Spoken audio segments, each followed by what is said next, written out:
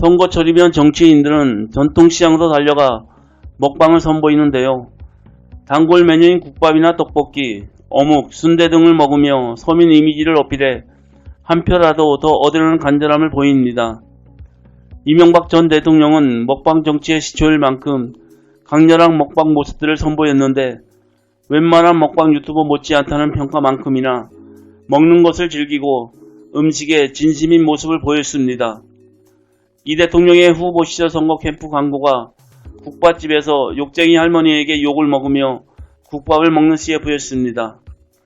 할머니는 맨날 쓸데없이 쌈박질이나 하고 지랄이여 우린 먹고 살기도 힘들어 죽겠어. 밥쳐 먹었으니까 경제는 꼭 살려라잉 알았나? 라는 멘트와 함께 이명박은 배고픕니다 라는 자막이 뜨며 서민 경제를 강조한 CF로 당선에 일조했다고 합니다. 윤석열 대통령 또한 요리를 잘하고 먹는 걸 즐기며 미식가, 대식가로 알려져 있습니다.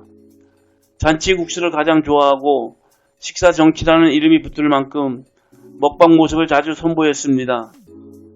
후보 시절에는 남대문 시장 상인들과 국밥집에서 꼬리곰탕을, 강원도 산불 사고 때에는 중식당에서 짬뽕을, 인수위 관계자들과는 김치찌개를 먹으며 소통 행보를 보였는데요. 한교익은 막칼럼니스트인 자신의 눈에는 윤석열 대통령이 음식을 맛깔나게 먹는 장면을 보여준 적이 없다며 한 번에 많은 양의 음식을 먹는 게 중요한 게 아니다. 먹을 때의 몰입도가 중요한데 성공적인 먹방을 위해서는 음식에만 전념하고 카메라를 의식하지 말아야 한다. 이명박을 보고 배우라. 군대 짬밥을 그렇게 맛있게 먹는 사람을 본 적이 없다. 이명박이 먹을 때면 정말이지 따라 먹고 싶어질 정도이다며 이 대통령의 먹방을 극찬했습니다. 노무현 전 대통령도 먹방을 많이 보였던 대통령이었는데요. 서민들과 들판에서 전과 막걸리를 나눠 마시던 모습은 서민적이고 도덕적인 대통령의 이미지를 만들었습니다.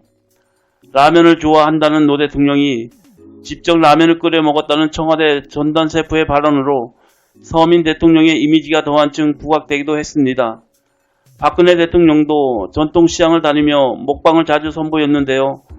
시장 상인들의 환대를 많이 받았던 정치인 중 한 명으로 상인들은 응원과 박수, 포옹 등으로 박 대통령에게 힘을 실어주기도 했습니다.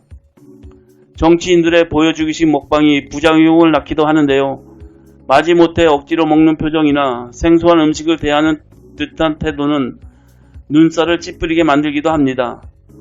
한교안 전 대표는 집게용 꼬치 2개를 들고 젓가락질하며 떡볶이를 먹고 어묵용 간장붓은 어떻게 먹는 거냐, 떡볶이는 서서 먹는 것이야 묻기도 해 비웃음을 사기도 했습니다.